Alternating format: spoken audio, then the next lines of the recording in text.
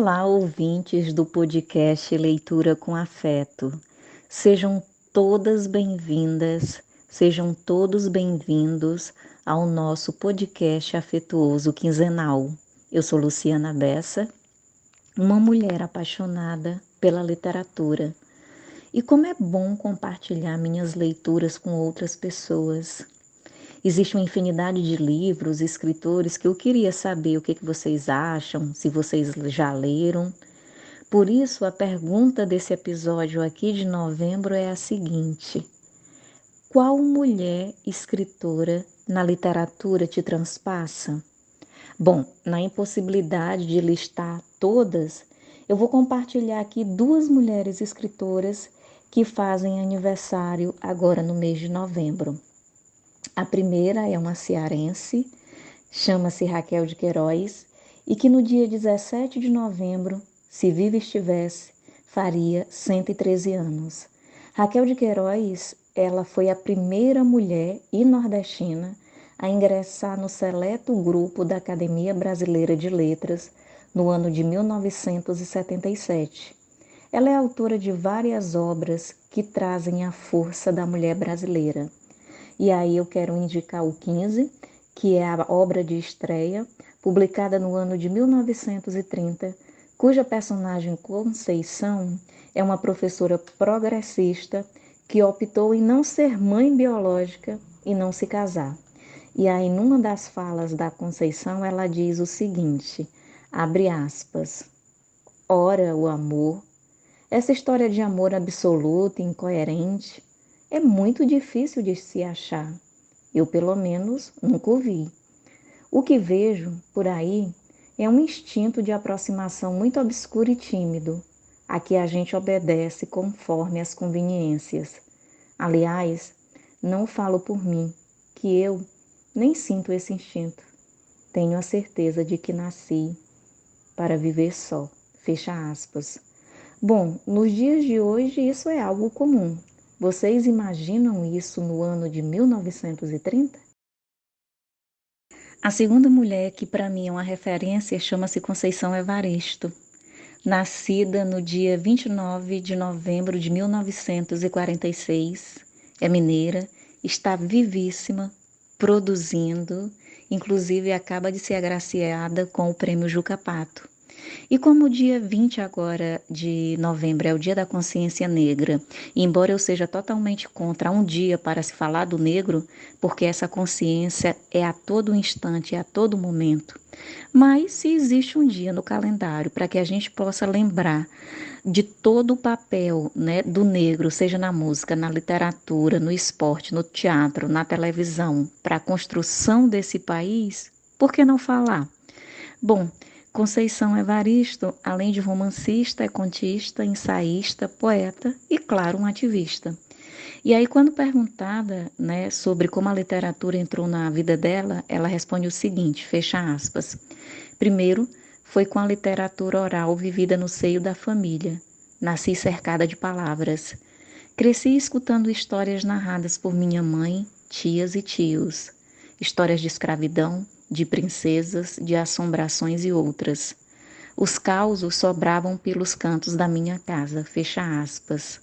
E aí de Conceição Evaristo, eu quero indicar a obra Olhos d'Água, que é uma obra de contos lançada em 2016, e foi através dela que Conceição Evaristo ganhou o Prêmio Jabuti, que é a maior premiação que um escritor, no caso uma escritora, pode ganhar em território nacional.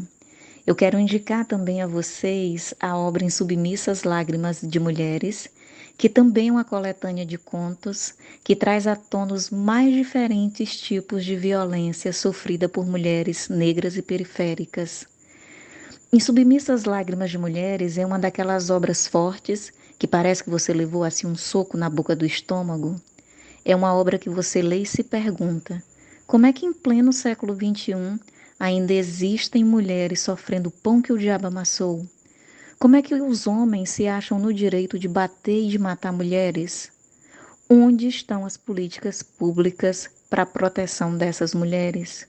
E aí esses 13 contos representam 13 mulheres com 13 nomes para que a gente possa conhecer a história de cada uma delas. E um dos contos se chama Mari Benedita e diz o seguinte, abre aspas, "My sister, quem tem os olhos fundos começa a chorar cedo e madruga antes do sol para secar sozinha as lágrimas. Por isso, minha urgência em deixar o meu relato. Gosto de madrugar, de ser a primeira. Nada me garante que a espera pode me conduzir ao que quero. Na espera, temo que os dias vazem entre os dedos. Só quem tem Yami Mini, primeiramente em si mesmo, se lança pelos caminhos do mundo. Digo mesmo que o tempo é curto. Por isso, desde menina, sempre corri. Corria pelo mundo quando ia para a escola. Correndo, entrava esbaforida pela igreja adentro, assustando o padre e envergonhando a família.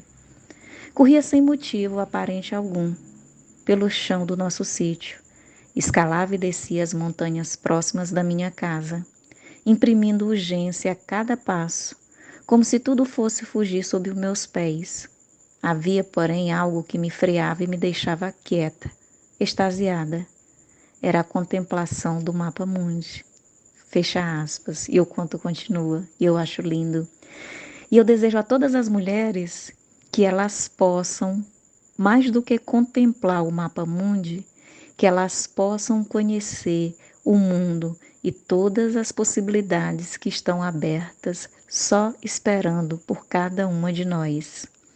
Bom, e a minha última indicação de hoje é a poesia de Conceição Evaristo, através da obra Poemas da Recordação e outros movimentos, já que há mundos submersos que só o silêncio da poesia é capaz de penetrar.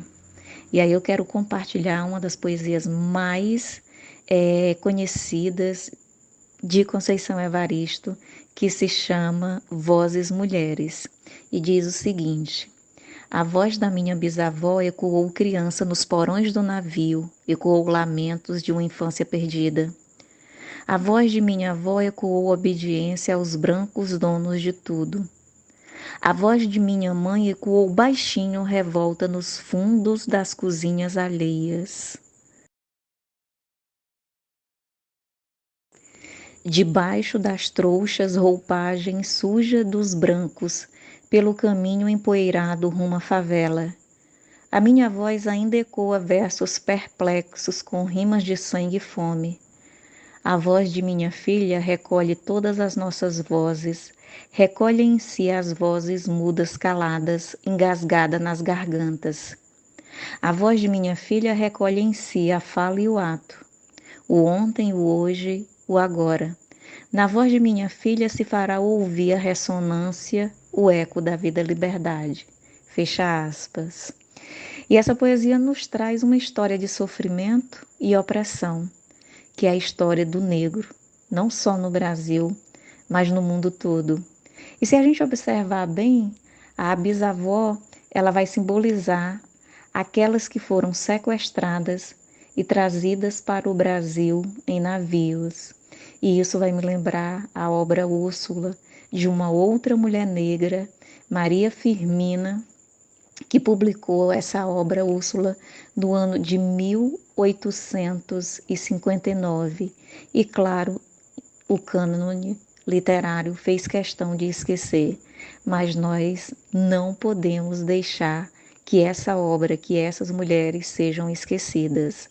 O nosso papel é justamente lembrar da força da mulher, da força e da garra da mulher negra. Já a avó, aqui no nosso poema, teria vivido aqui no período da escravidão e da obediência forçada. E aí a geração da mãe, que trabalha como empregada doméstica, só lembrando que a mãe de Conceição Evaristo foi empregada doméstica e Conceição Evaristo também foi empregada doméstica. Então, aqui na nossa poesia, a geração da mãe que trabalha, como empregada doméstica, leva uma existência dura e marginalizada, mas começa a ecoar alguma revolta. E aí o futuro reserva mudanças, e a voz de sua filha, que carrega toda essa herança, escreverá uma nova história de liberdade. E aí que a gente tenha muitas histórias de liberdade para contar. E vocês? Qual a história de vocês?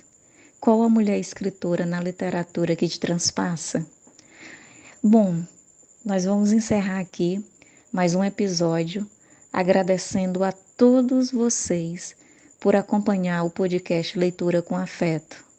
E aí eu peço que vocês não deixem de nos acompanhar no Instagram, de ler todas as obras que a gente indica, todos os poemas, e vocês também nos indicarem. E claro, comentar o que você achou desse episódio de hoje. E é isso. Até o próximo episódio e um grande abraço afetuoso.